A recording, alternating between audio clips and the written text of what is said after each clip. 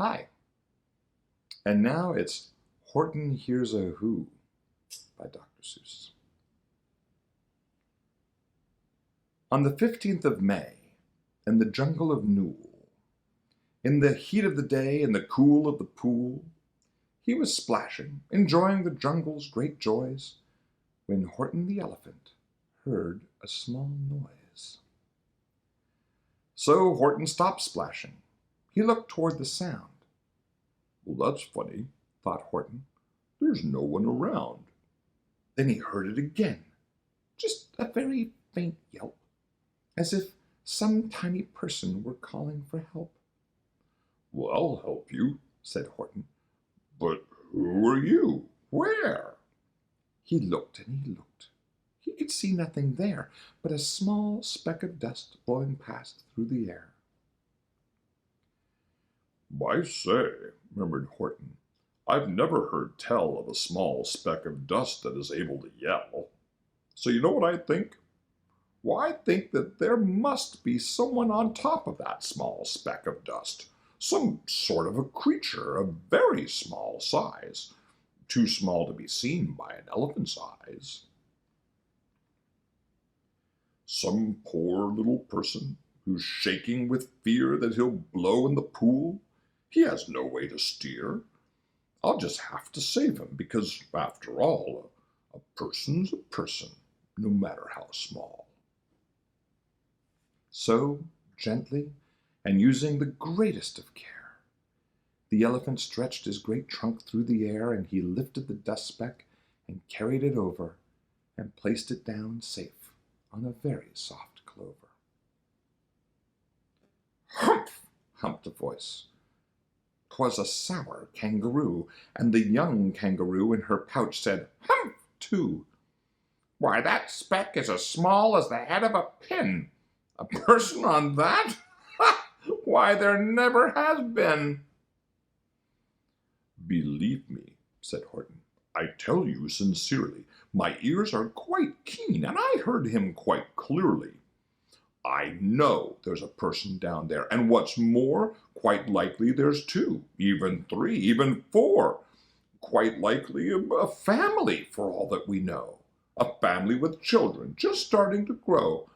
So please, said Horton, as a favor to me, try not to disturb them. Just please let them be. I think you're a fool, laughed the sour kangaroo. And the young kangaroo in her pouch said, Me too. You're the biggest blamed fool in the jungle of Newell. And the kangaroos plunged in the cool of the pool. What terrible splashing, the elephant frowned. I can't let my very small persons get drowned. I've got to protect them. I'm bigger than they. So he plucked up the clover and he hustled away. Through the high jungle treetops the news quickly spread. He talks to a dust speck. He's out of his head. Just look at him walk with that speck on that flower. And Horton walked worrying almost an hour. Should I put this speck down? Horton thought with alarm. If I do, these small persons may come to great harm. I can't put it down, and I won't. After all, a person's a person, no matter how small. Then Horton stopped walking. The speck voice was talking. The voice was so faint he could just barely hear it. Speak up, please, said Horton. He put his ear near it. My friend, came the voice, you're a very fine friend. You've helped all us folks on this dust speck, no end. You've saved all our houses, our ceilings and floors. You've saved all our churches and grocery stores. You mean, Horton gasped, you have buildings there too? Oh, yes, piped the voice. We most certainly do. I know, called the voice. I'm too small to be seen, but I'm mayor of a town that is friendly and clean. Our buildings to you would seem terribly small, but to us, who aren't big, they are wonderfully tall. My town is called Whoville, for I am a Who, and we Whos are all thankful and grateful to you." And Horton called back to the mayor of the town, "You're safe now. Don't worry. I won't let you down." But just as he spoke to the mayor of the speck, 3 big jungle monkeys climbed up Horton's neck. The Wickersham brothers came shouting, "What rot! This elephant's talking to Whos who are not. There aren't any Whos, and they don't have a mayor. So we're going to stop all this nonsense. So there!" They snatched Horton's clover. They carried it off to a black-bottomed eagle named Vladikoff, a mighty strong eagle, a very swift wing. And they said, "Will you kindly get rid of this thing?" And before the poor elephant could even speak, that eagle flew off with the flower in his beak. All that late afternoon and far into the night, that black-bottomed bird flapped his wings in fast flight, while Horton chased after with groans over stones that tattered his toenails and battered his bones. And he begged, "Please don't harm all my little folks who have as much right to live as us bigger folks do." But far, far beyond him, that eagle kept flapping, and over his shoulder called back, "Quit your yapping. I'll fly the night through. I'm a bird.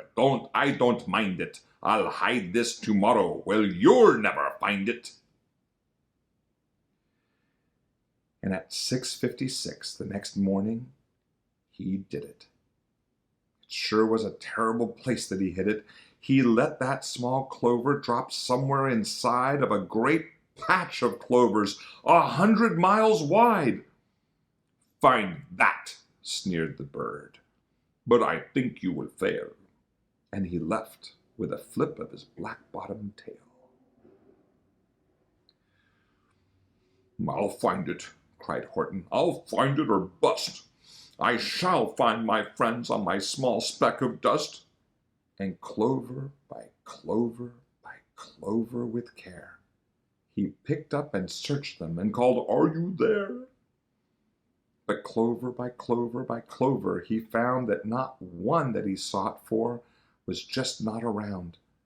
And by noon, poor old Horton, more dead than alive, had picked, searched, and piled up 9,005.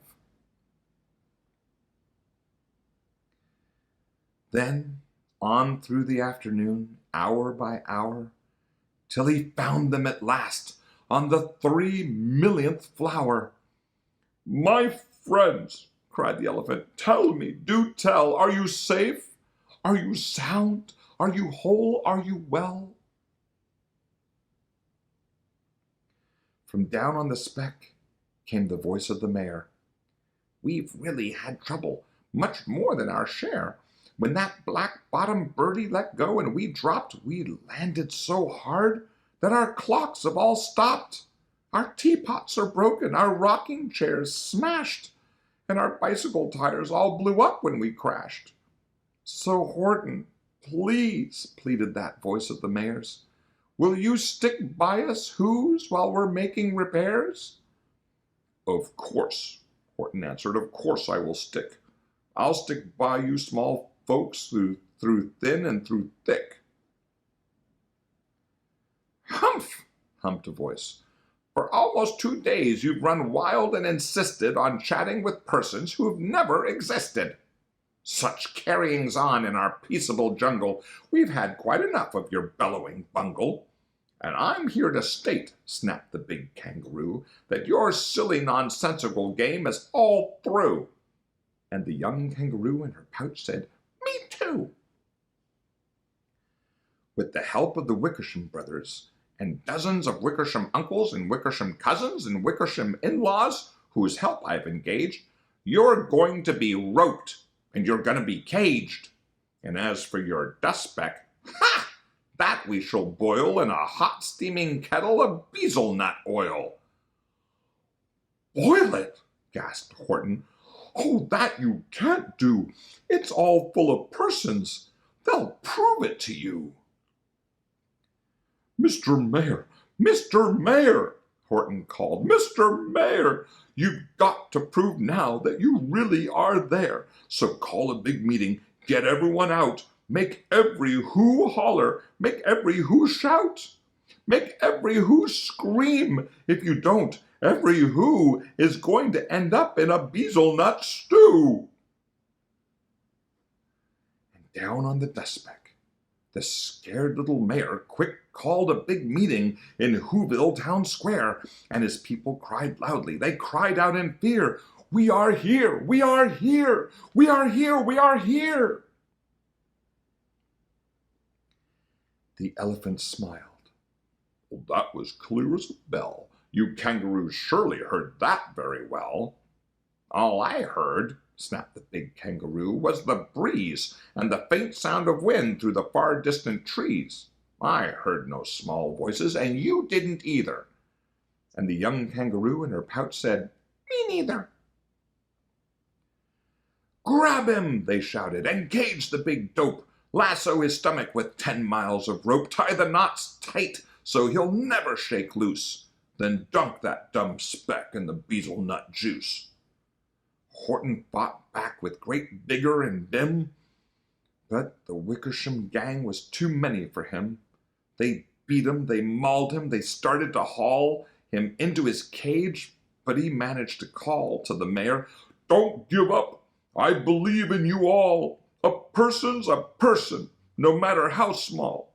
And you are very small persons will not have to die if you make yourselves heard. So come on now and try." The mayor grabbed a tom-tom. He started to smack it, and all over Whoville they whooped up a racket. They rattled tin kettles, they beat on brass pans, on garbage pail tops and old cranberry cans. They blew on bazookas and blasted great toots on clarinets, oompas and boompas and flutes. Great gusts of loud racket rang high through the air. They rattled and shook the whole sky, and the mayor called up through the howling mad hullabaloo, "Hey, Horton, how's this? Is our sound coming through?"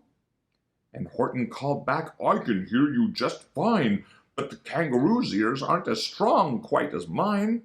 They don't hear a thing. Are you sure all your boys are doing their best? Are they all making noise? Are you sure every who down in Whoville is working? Quick, look through your town. Is there anyone shirking?" Through the town rushed the mayor from the east to the west, but everyone seemed to be doing his best. Everyone seemed to be yapping or yipping. Everyone seemed to be beeping or bipping. But it wasn't enough, all this ruckus and roar. He had to find someone to help him make more. He raced through each building. He searched floor to floor. And just as he felt he was getting nowhere, and almost about to give up in despair, he suddenly burst through the door, and that mayor discovered one shirker, quite hidden away in the Fairfax Apartments, apartment 12J. A very small shirker named Jojo was standing, just standing, and bouncing a yo-yo, not making a sound, not a yip, not a chirp, and the mayor rushed inside and he grabbed the young twerp. And he climbed with the lad up the Eiffelberg Tower. "This," cried the mayor, "is your town's darkest hour, the time for all whos who have blood that is red to come to the aid of their country," he said. "We've got to make noises in greater amounts. So open your mouth, lad, for every voice counts." Thus he spoke as he climbed. When they got to the top, the lad cleared his throat, and he shouted out, "Yop!" And that yop, that one small extra yop, put it over. Finally, at last, from the speck on that clover, their voices were heard. They rang out clear and clean, and the elephant smiled. "Do you see what I mean? They've proved they are persons, no matter how small, and their whole world was saved by the smallest of all." "How true! Yes, how true," said the big kangaroo. "And from now on, you know what I'm planning to do? From now on, I'm going to protect them with you." And the young kangaroo in her pouch said, "Me too. From sun in the summer, from rain when it's fallish, I am going to protect them, no matter how smallish." I love these stories, and I hope you do too. And if you like this one, then subscribe. There's going to be new material every Thursday. See you next time.